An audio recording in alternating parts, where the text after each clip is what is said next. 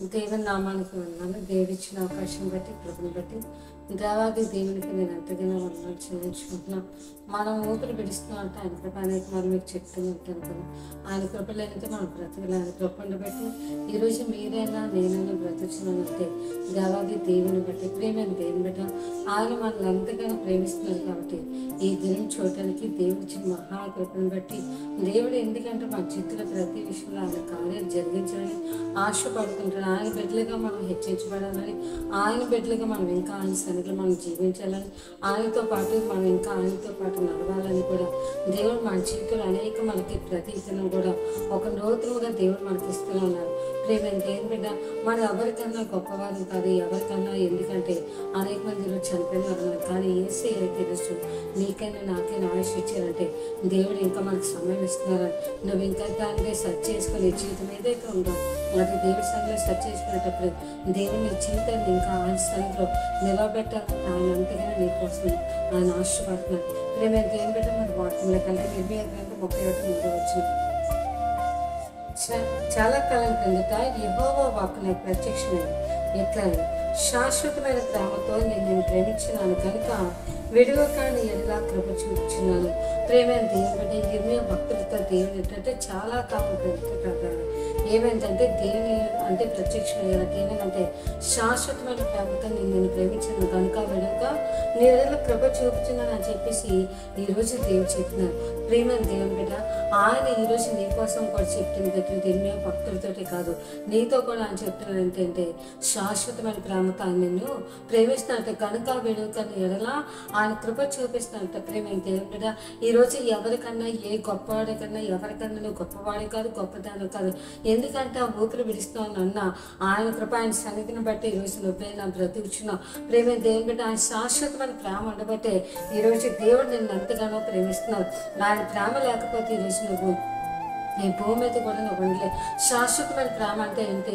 అది ఒక హద్దు అనేది లేదు, కొలత అనేది లేదు, దానికి ఒక లిమిటేషన్ అనేది లేదు. దేవుని ప్రేమకి శాశ్వతమైన ప్రేమతో అంటే నువ్వు చనిపోయినంత వరకు మనకి తిరిగి లేచినప్పుడు కూడా ఆయన ప్రేమ ఉంటుంది. అంటే శాశ్వతమైన ప్రేమతో నేను ప్రేమిస్తున్నాను అంటున్నాడు.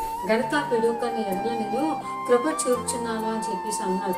ప్రేమ దేవుని బిడ్డ దేవుడు మనల్ని ఎంతగానో ప్రేమిస్తున్నాడు. మన యేసయ్య నీ కొరకు నా కొరకు ఆ శరీరంలో ప్రాణం పెట్టి ఈ దినం మనల్ని ఇంకా ఎంతగానో ఆయన యొక్క కృపతో ఆయన యొక్క సన్నిధితో దేవుని నిండి నన్ను నింపుతున్నారు.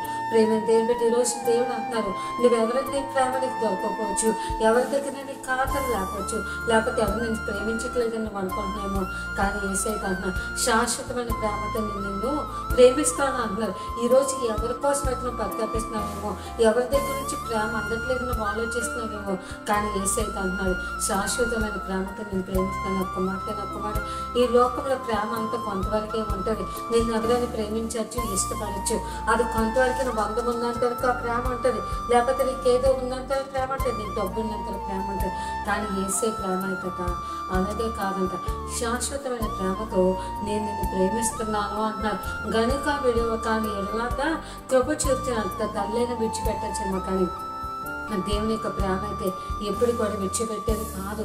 ఎందుకంటే అయ్యో నా కుమార్తె నా కుమార్ ఈ రోజు నువ్వు ఏ పరిస్థితిలో ఉన్నావో, లేకపోతే ఎవరి ప్రేమ నీకు దొరకలేదని, అయ్యో నేను ఎంతగా తను ప్రేమించాను తన ప్రేమ నాకు దొరకలేదే, లేకపోతే నాకేం తన ప్రేమ దొరకలేదని నువ్వు అనుకుంటున్నావేమో. కాకపోతే యేసయ్య అంటున్నారు ఆ ప్రేమ నీకు శాశ్వతం కాదు, కానీ నా ప్రేమ నీకు శాశ్వతమైనది. ఎందుకంటే నీకు అందం ఉన్నా, చదువు ఉన్నా, డబ్బున్నా, డబ్బు లేకపోయినా నిన్ను ప్రేమించేది ఒక్కటే ప్రేమ, యేసయ్య ప్రేమ. అందుకే శాశ్వతమైన ప్రేమ కదా ఆయన నిన్ను ప్రేమిస్తున్నాను అని చెప్పేసి అన్నాడు. ఇంకో మాట చూద్దాం. యెషయా గ్రంథం 54:10. యెషయా గ్రంథం 54:10. పర్వతం తొలగిన మెట్టలు తత్రలను నా కృప నేను విచ్చిపో సమాధాన విషయమైన నా నిబంధన తొలగిపోదని చెప్పేసి ఈరోజు దేవుడు మనకి చెప్తున్నారు. శాస్త్రం ఎలాగంట ఆయన ప్రేమ అంటే పర్వతాలు తొలిపోవచ్చు, మెట్టలు తత్రలిపోవచ్చు అట, కానీ ఆయన కృప అయితే నేను విచ్చిపోదట. ఇక్కడేమంటున్నారండి శాశ్వతమైన ప్రేమతో ప్రేమిస్తాను అన్నారు. రెండోదిగా ఇంకో మాట ఏమంటున్నారంటే పర్వతం తొలిపోవచ్చు అట, కానీ మెట్టలు తత్రలు వచ్చారు, కానీ ఆయన కృప అయితే నేను విచ్చిపోదు అంటున్నారు. సమాధాన విషయమైన నా నిబంధన అంటే ఏంటండి? ఒక ప్రామిస్ నా నిబంధన నీతో నేను నిబంధన చేసిన ప్రామిస్ చేసిన సమాధాన విషయమైన నా నిబంధన తెలియపోదని చెప్పేసి అన్న. ఈ రోజుల్లో ఏ ప్రేమ ఎంతవరకు ఉంటుందని భార్య భర్తల ప్రేమ కొంతవరకే, చనిపోయినంత వరకు నేను విడవనంటారు.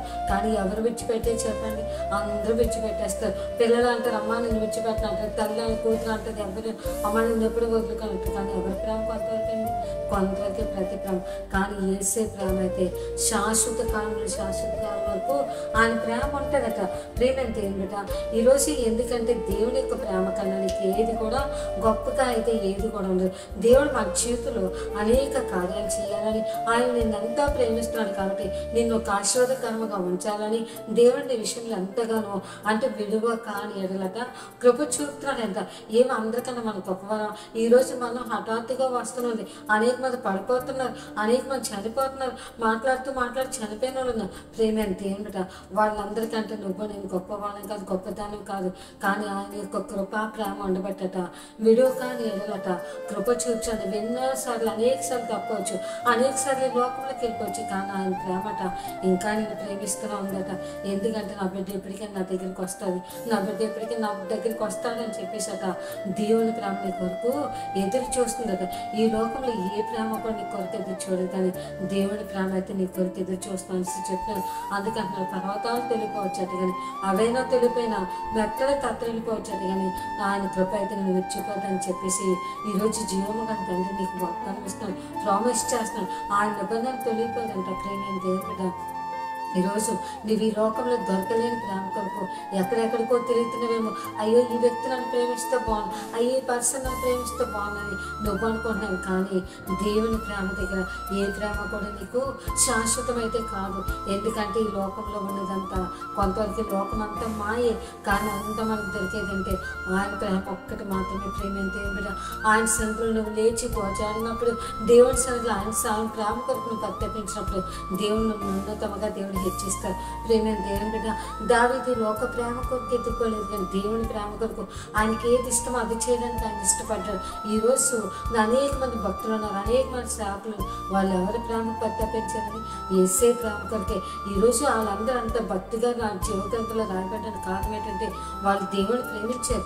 ఈరోజు నువ్వైనా ఎవరైనా సరే దేవుని వాక్యం ఏంటని ప్రేమ దేవుని బిడ్డ ఆయన ప్రేమ దగ్గర నీకు ఏ ప్రేమ కూడా సాటిగా ఉండదు. తల్లిదండ్రులు కొంతవరకు ప్రేమిస్తారు, కానీ నీ హృదయంలో ప్రతి బాధే కానీ వ్యాధినే కానీ దుఃఖమే కానీ ప్రతి కన్నీటిని కూడా ఆయన తెచ్చివేయవాడు. ఎందుకంటే ఆ ప్రేమ నేను ప్రేమిస్తుంది. ఆ ప్రేమ నీ కొరకు శిలువలో బలియాగమై నీ కొరకు ప్రతి రక్త బిందు కూడా ఆయన శిలువలో కాల్చేవాడు. ప్రేమ దేవుడు ఈరోజు నీ కొరకు నా కొరకు ప్రాణ పెట్టుకుని ఎవరికి శాశ్వతమైన ప్రేమ కాదు. ఎందుకంటే దేవుని ప్రేమ దగ్గర ఏ ప్రేమ గొప్పదైతే కాదు. ప్రేమ దేవుని బిడ్డ దేవుడు అంటున్నారు పర్వతాలు తొలిపోవచ్చు, దేవుని తొలిపోవచ్చు నా కృప ముచ్చిపోదు సమాధాన విషయంలో నా నిబంధన తొలిగిపోదంటే ఎక్కువ మార్చుకుంటాము. యెషయా గ్రంథం 66:13 ఒకరి తల్లి వాళ్ళని ఆదరించినట్లు నేను మిమ్మల్ని ఆదరించను, యెషయాలో నేను మీరు ఆదరించబడదు. ఇంకా ఏమంటారంటే మీరు చూడగా నేను హృదయం మనసించను, మీ ఎముకలు లేత గట్టిగానే ఏమవుతాయండి కొంత ఎంత భరిస్తాయంట. యెహోవా హస్తంలో ఆయన సేవకులుగా కనపరచబడ్డాక ప్రేమ దేవుడిగా ఇంకా దేవుడు అంటే ఒక్కరి తల్లి ఆదరించినట్లు ఆయన ఆదరిస్తారంట. యెషయాలో నేను ఆదరించబడతాను, యెషయాలోనే మనం ఆదరించబడతామంట. ఎందుకంటే ఒకరి తల్లి వాళ్ళు ఆదరించినట్టు అంటే ఆయన ఒకరి తల్లి అలాగే ఆదరిస్తే అదే రీతిగా అంట. ప్రేమ దేవుడిగా ఒకరి తల్లిని మనకి ఎంత తల్లిదండ్రులు అంత ఆదరించింది. అనేక మందికి తల్లిదండ్రులు ఎవరైనా ప్రేమ చూపిస్తారు, నాకు ఈ ప్రేమ ఉంటే బాగుంది, అయ్యో నాకు ఈ ప్రేమ దొరికితే బాగుంటుందేమో అని సంపూర్ణ. కానీ దేవుని ప్రేమ అంటున్నారు ఒకరి తల్లి ఆదరించినట్టు నేను ఆదరిస్తాను. నీకు తల్లి లేకపోవచ్చు, లేకపోతే నీకు భర్త లేకపోవచ్చు, భార్య లేకపోవచ్చు, కానీ యేసయ్య అన్నారు నిన్ను అందరూ ప్రేమించకపోవచ్చు, నిన్ను అందరూ ద్వేషించవచ్చు, నువ్వంటే ఇష్టం లేని వాళ్ళు ఉండొచ్చు, కానీ యేసయ్య అన్నారు నేను నిన్ను ప్రేమిస్తున్నాను, నాకు కుమార్ ఎవరో నేను ప్రేమించడం నువ్వు బాధపడే, కానీ దేవుడు అంట నిన్ను ప్రేమిస్తున్నాను ఆయన చెప్తున్నారు. దేవుడి యొక్క ప్రేమ ఆయన ఇంకా అంటున్నారు తల్లి అలాగే ఆదరిస్తుందట, నిన్ను ఆయన ఆదరిస్తానని చెప్పేసి అంటున్నారు. ఇంకా మనం ఎంత ఎలాగుంటే లేత గడ్డి వల్ల ఉంటాయి, లేక మనం ఎంతో చూసి సంతోషంగా మాట్లాడుతుంటాం, ఎంత ఎముకలకు పడతాం. అది ఈరోజు చేసే మన ఆదరించినప్పుడు నీ ఎముకలకు బలంతో కలుగుతుంది.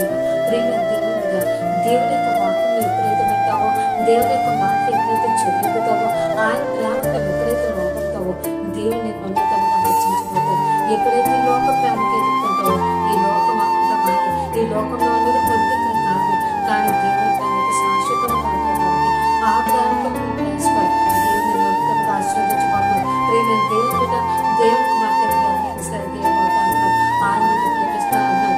దాని చేతుల నుంచి సంచేతులు ఇంకో మాట చూద్దాం. యెషయా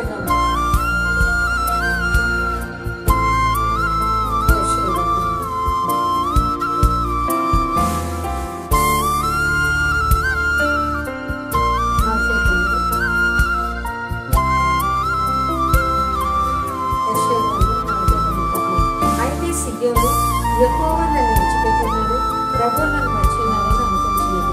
స్త్రీ తన గర్భం తరలింపకుండా తన చంటి బిడ్డను మర్చిన వారైనా మంచిది కానీ నేను చూడము నా అక్షేపం నిర్మించుకున్నాను.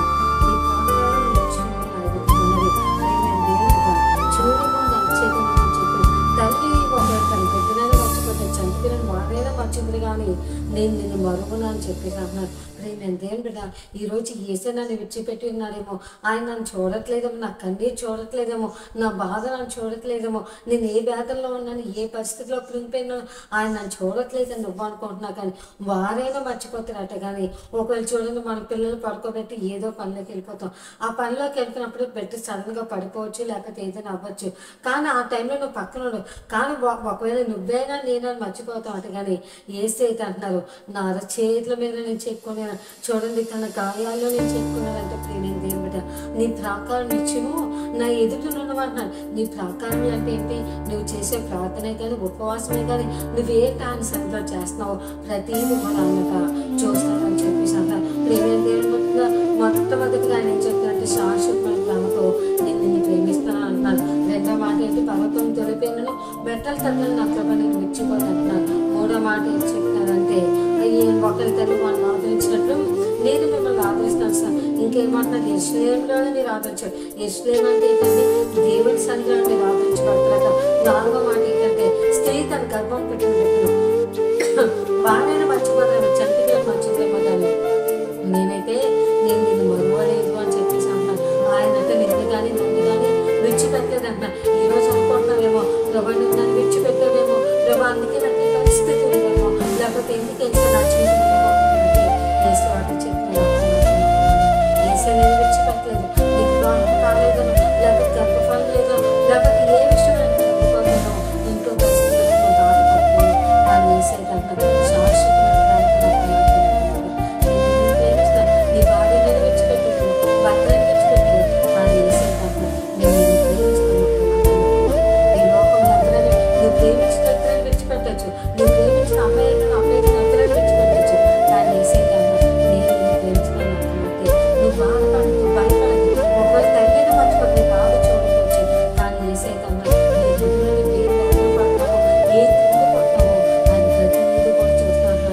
నేను యొక్క ప్రతి ప్రాకారం అట ఆయన ఎదుటి కనబడుచుకుని అంటున్నారు. ప్రేమ దేవుడుగా ఈరోజు వాక్యం అంటే నువ్వు గర్భానిస్తారు వేసే వాటి చెప్తున్నాను. స్త్రీ కానీ చూడు, అయ్యో నన్ను ప్రభు విడిచిపెట్టి ఉన్నాడు, నన్ను మర్చిపోయినాడు అని చెప్పేసి అనుకుంటున్నామో కొన్నిసార్లు. కానీ వేసే అన్నారు ఆయన ఎప్పుడు కూడా నేను విడిచిపెట్టలేదు. నేను కూడా సమ్ టైమ్స్ నేను అనుకున్నాను, ప్రభు నన్ను విడిచిపెట్టావేమో, అందుకే ప్రభు నాకు పరిస్థితి అనుకున్నాను. కానీ వేసే మాట ఒకటి చెప్పలేదంటే నాకు మాత్రం విడిచిపెట్టాను.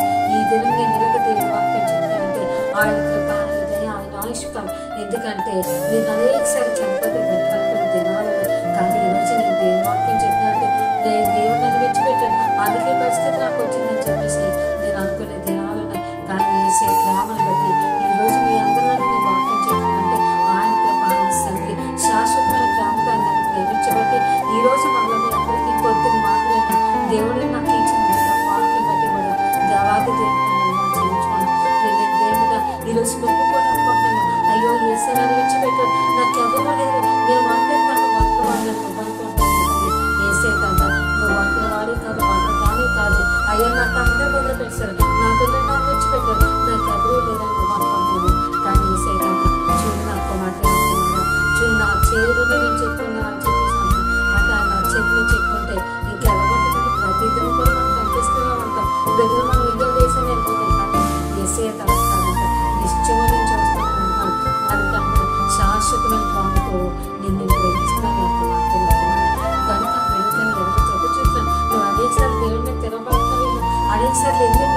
నువ్వు అసలు ఉన్నావా లేదని కొన్ని క్వశ్చన్లు అడుగుతాను.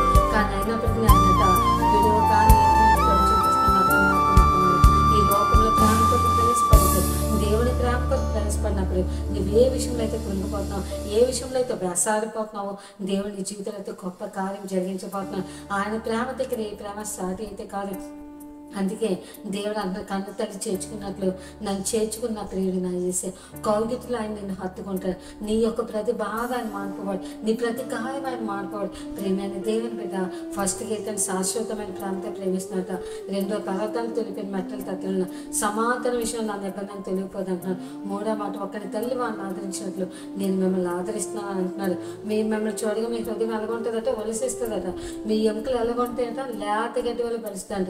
ప్రేమైన దేవుని బిడ్డ అలాగే ఇంకో మాట, నాలుగో మాట ఏంటంటే స్త్రీ తన గర్భం పుట్టిన వారిని మర్చిపోతారేమో కానీ నేను నిన్ను మరువను.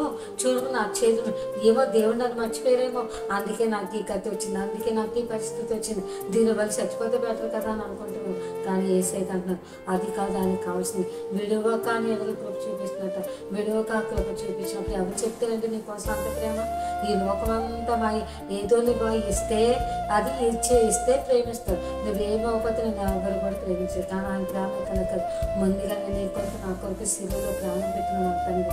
ప్రేమ దేవుని బిడ్డ ఈరోజు దేవుని నేను ప్రేమిస్తానంటే ఇంకా విడువకు నేను కృప చూపిస్తున్నట్టు ఆయన సన్నిధికి రా. నువ్వు ఆయన సన్నిధి రాకుండా నేనైతే నాదేమో కానీ దేవుని ఇంకా నేను ప్రేమిస్తున్నాను.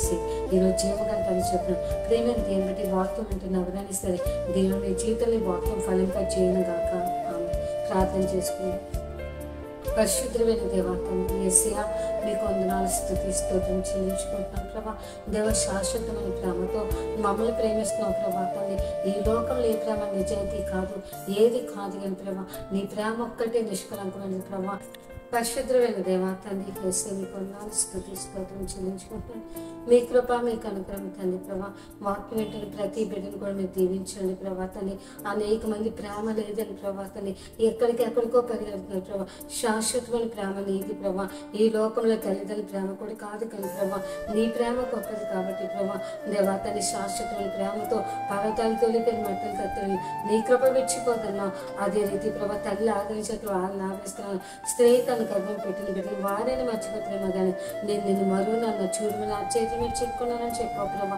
అయ్యా అదే రీతి ఏ బిడ్డ ఏ విషయంలో అయితే కృంగిపోతుందో ఈ లోకంలో ఎవరు నన్ను ప్రేమించట్లేదు, ఎవరు నన్ను ఒంటరిగా వదిలేస్తారని అనుకుంటున్నారేమో ప్రభా. కానీ నీ ప్రేమ గొప్పదయ్యా. ఆ బిడ్డలు మీరు జ్ఞాపకం చేసుకోండి ప్రభా తండ్రి. దేవా తండ్రి ప్రభా ఎగ్జామ్స్ రాస్తున్న బిడ్డలు మీరు దీవించండి. వారి చదువులో మంచి జ్ఞానం దయచేయండి తండ్రి. ఇంటర్మీడియట్ కానీ 10th క్లాస్ చదువుతున్న పిల్లలకే కానీ ప్రభా ప్రతి బిడ్డకి మంచి జ్ఞానం ఇవ్వండి ప్రభా తండ్రి.